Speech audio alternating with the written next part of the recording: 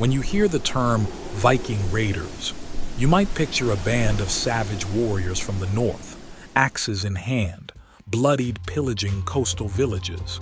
But do you truly understand the story behind them? Were they driven solely by greed, or were there deeper reasons hidden from common narratives? Today, we're going to pull back the curtain and delve deep into the often misunderstood saga of these raiders.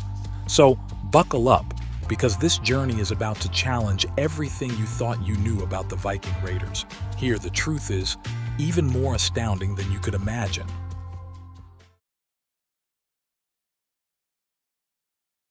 The Vikings, Nordic warriors, pirates of the 8th to 11th centuries, have left an indelible mark on European history.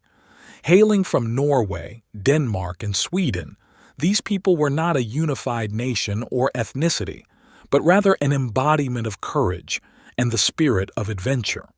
Their influence stretched across the European coastlines, from Normandy in France and Sicily to Finland, and even reached as far as the Arctic and the eastern part of North America. But what drove the Vikings to raid? Was it pure greed, or were there deeper underlying reasons?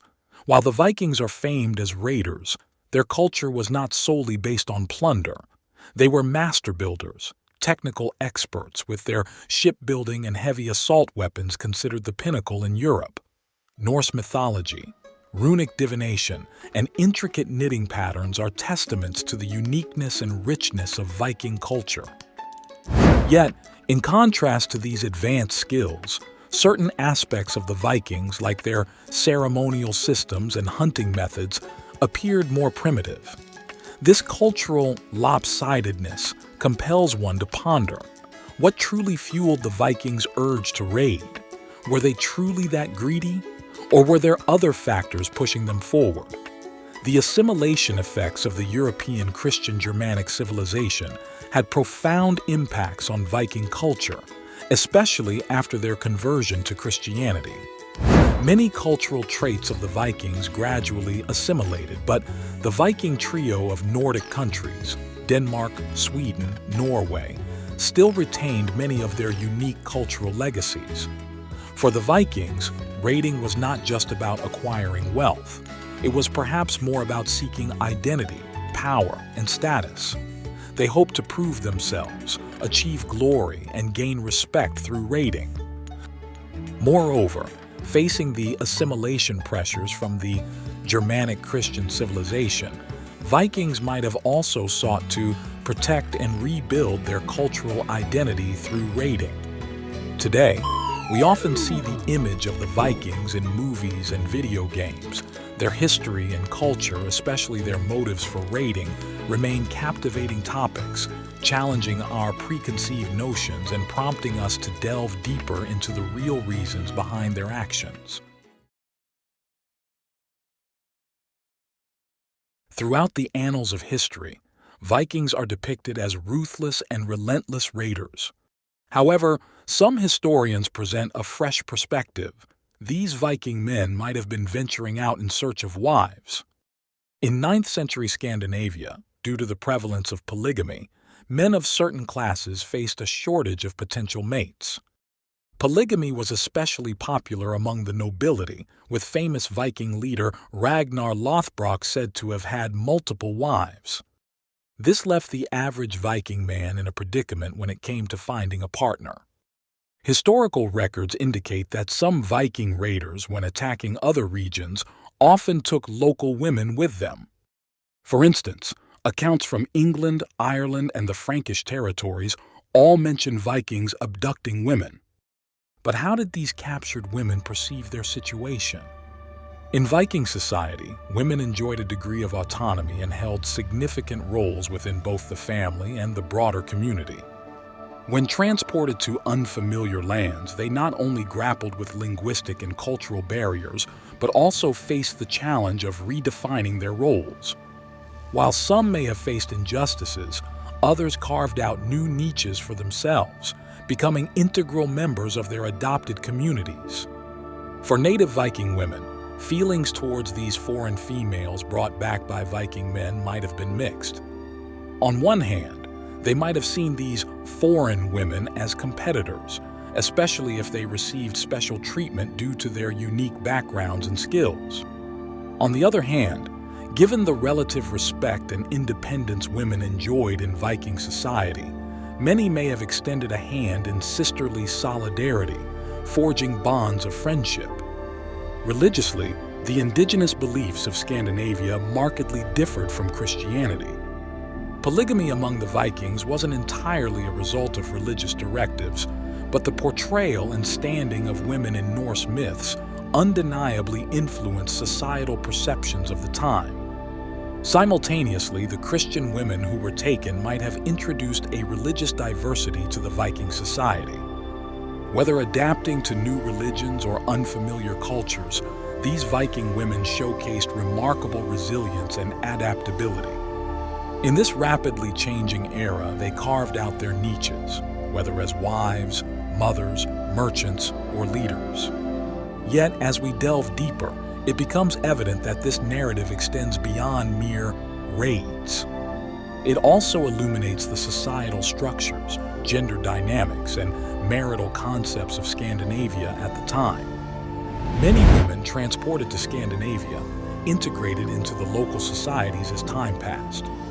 For instance, the legendary Viking leader Ivar the Boneless's mother is believed to have been a captive from foreign lands. In essence, Viking raids were not merely quests for wealth or territory. They touched upon deeper societal and cultural issues. Re-examining this period of history, perhaps we can discern more profound themes of humanity and love.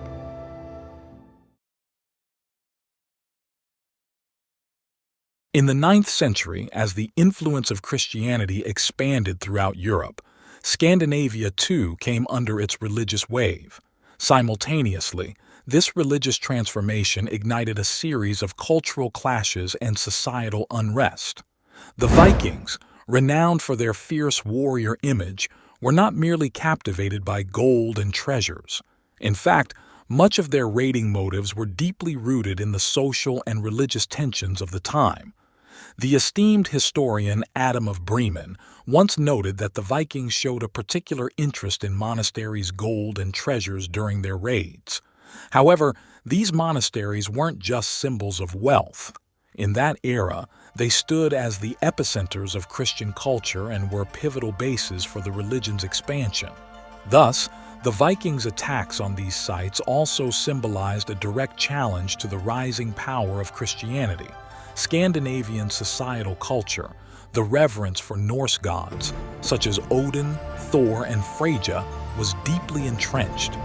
These deities represented not just the forces of nature, but also symbolized the everyday life, values, and martial spirit of the Vikings. Thus, when Christian ideas began to permeate their lives, inevitable contradictions and frictions arose between the two belief systems. However, as time progressed, certain benefits and concepts brought by Christianity began to find favor among some Vikings. The organizational structure of Christianity, especially the church, offered more efficient means of governance and administration, appealing to Viking leaders of the time. Furthermore, establishing diplomatic and trade relations with Christian nations became essential, further facilitating the spread of Christianity in Scandinavia. Concurrently, an increasing number of Vikings during this era began to embrace Christianity. For instance, Harald Bluetooth, the renowned king of Denmark, was among them.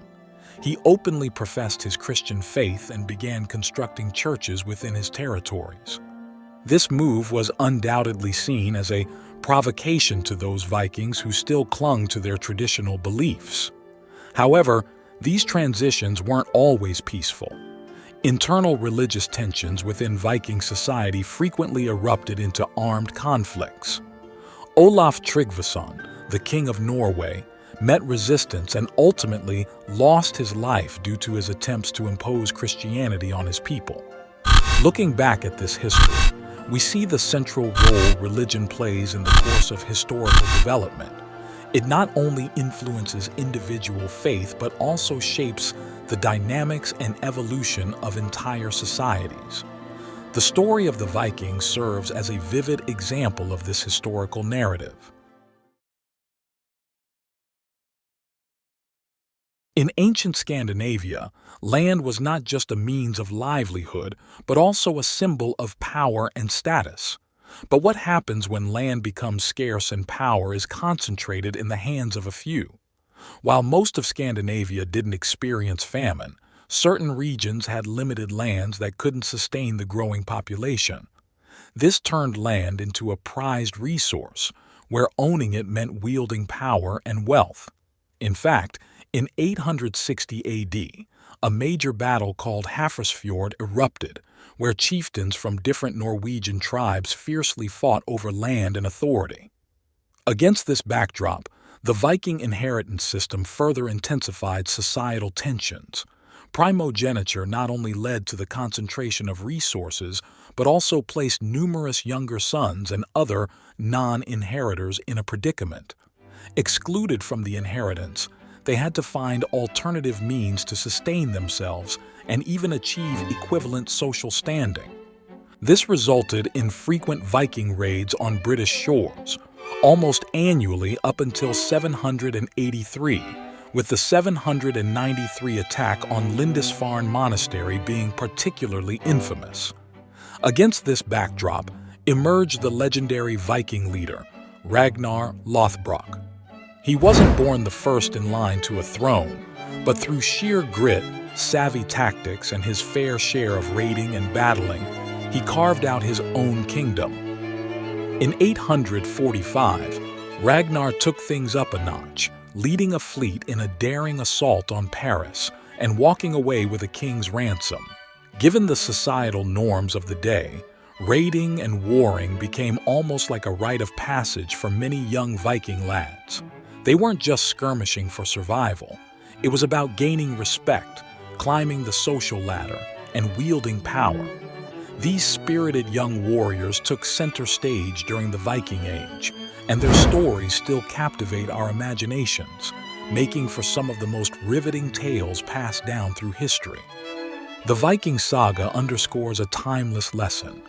When the going gets tough, when systems seem rigged against the many, folks will always find innovative ways to rewrite their own story. Be it through raiding, battling, or other audacious endeavors, the innate human desire to thrive, to chase a brighter tomorrow, has always been history's most potent catalyst. In the Viking era, business wasn't just about bartering goods. It symbolized power, alliances, and even the changing tides of fate. But when Eurasian trade routes hit a snag, particularly with Charlemagne shutting down European river trade in the late 8th century, the Vikings found themselves in a financial pinch. To bounce back, they started thinking bigger, scouting for fresh trade partners and untapped resources. This drive led them way beyond their Nordic shores, all the way to the Far East. They ventured into what's now Central Asia and Russia, forging the famed Viking trade route from the Varangians to the Greeks. Ibn Fadlan, an Arab traveler, penned his interactions with these Viking traders. He painted a vivid picture of their lust for silver, comparing them to lions ravenous with hunger, their obsession with silver being almost indescribable. To them, possessing silver was akin to ruling the world. His accounts also detailed an early 10th century rendezvous with a Viking trading group, the Rus, along the Volga River. Silver meant more than just currency to the Vikings. It was their badge of social standing, a sign of their wealth and a display of their clout in diplomatic settings. Controlling the flow of silver was akin to holding the economy's lifeline. With this in mind, under the leadership of Rurik in 862, they established Novgorod, a pivotal trading hub in Eastern Europe. This wasn't just the birth of a city. It signified the Vikings' knack for leaving their mark on the world and expanding their sphere of influence. Nestled at the confluence of rivers, Novgorod emerged as a crucial link between the Baltic Sea and the inland regions. Its strategic location catapulted it to the status of a commercial powerhouse in Eastern Europe. Back then, rivers were the highways for travel and trade. Novgorod, thanks to its spot, naturally became a meeting point for merchants far and wide. And Rurik, the visionary leader he was, recognized that a city's prosperity hinged not just on its geographical significance but also on political stability and sound governance. Under his guidance, policies bolstered city security and commercial success. Novgorod didn't just draw Viking merchants. It became a magnet for Slavic, Finnish, and traders from various corners of the world. Novgorod's foundation showcased the Vikings' acumen in both business and strategy. They were more than just fierce warriors. They were savvy strategists and merchants. Rurik's foresight and decisions transformed this city into a major Viking footprint in Eastern Europe, laying the groundwork for the future Viking commercial empire. Looking back at Viking history, their long-term vision and business strategy is evident. From trade relations with the Byzantine Empire, delving into the Volga River basin, to connecting with the Silk Road in Central Asia, the Vikings always had their finger on the pulse of business opportunities. The tales from the Viking Age remind us the interplay of power, ambition, and strategy has always been central to history. And in this game, silver might be what meets the eye, but the real power lies with those who can control it. Venturing far from home into the unknown is part of human nature. However, the Viking expeditions often reflected more than just curiosity. They were driven by a pressing need for survival and strategy. Faced with the natural challenges and geographical confines of Scandinavia, the Vikings embarked on epic journeys. They traversed the Atlantic, reaching the frozen shores of Iceland, the distant lands of Greenland, and even the mysterious realms of North America. The initial discovery of Iceland might have taken place around AD 870, led by Nadod. For Nadod, the explorer, his journey was not fueled by a desire to find new lands or conquer the unknown. Instead, he was pushed off course by strong winds. Upon stumbling upon Iceland, he didn't land. He simply sailed around the island before making his way back home. He named this newly discovered territory Snæland, meaning land of snow, for the landscapes he glimpsed were blanketed in snow. However, it was Ingolfur Arnarsson who's credited as the first Viking to permanently settle in Iceland. Iceland, a land of ice and fire, became a new home for the Vikings. Here, sprawling glaciers meet active volcanoes. Despite the harsh environment for the Vikings, places like these served as refugees, far from internal strife and power struggles back home. Then there's Greenland. While its name suggests Greenland, much of it is actually cloaked in ice. Eric the Red, originally named Eiríkur Rowdy, was a renowned explorer from medieval Scandinavia. After being exiled due to a dispute in Iceland, he led a group westward and discovered Greenland. Although much of Greenland is covered in ice and snow, Eric found some habitable regions along its southern coastlines. It's said that, in an attempt to attract more settlers, Eric purposefully named this new land Greenland, suggesting a lush, green territory. Furthermore, we cannot overlook their advances into North America. As depicted in the Saga of the Greenlanders, Leif Erikson and his crew established a colony named Vinland, believed to be present-day Newfoundland. Leif, the son of Eric the Red, inspired by his father's voyages, continued to push further westward. For the Vikings, North America was not only a new business opportunity but also a reflection of their thirst for the unknown. From these expeditions, we can see the strategic choices the Vikings made when faced with scarce resources and political disputes. They were not blind conquerors, but astute survivors who knew how to find new opportunities in adversity and establish new homes.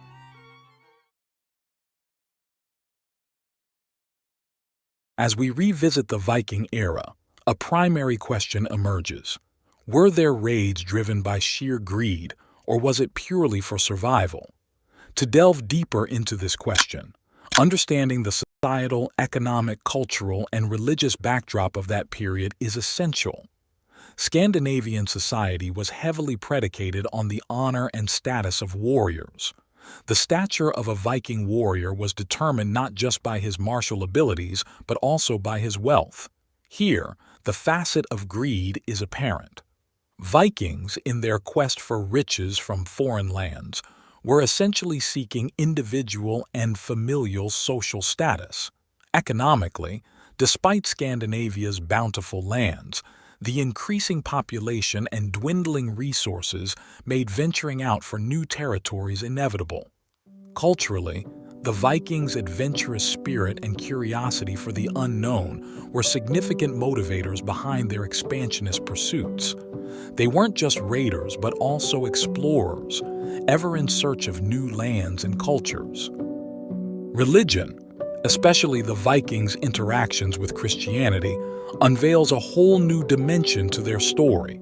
Christianity was a formidable political and economic force in Europe at the time. The Vikings hoped to strengthen their own power by engaging with the Christian culture. Piecing it all together, the Viking expedition seemed to be a mix of raw survival instinct and sheer ambition. What stands out, though, is their knack for adaptation and evolution. Despite the odds, they carved a name for themselves in the annals of history.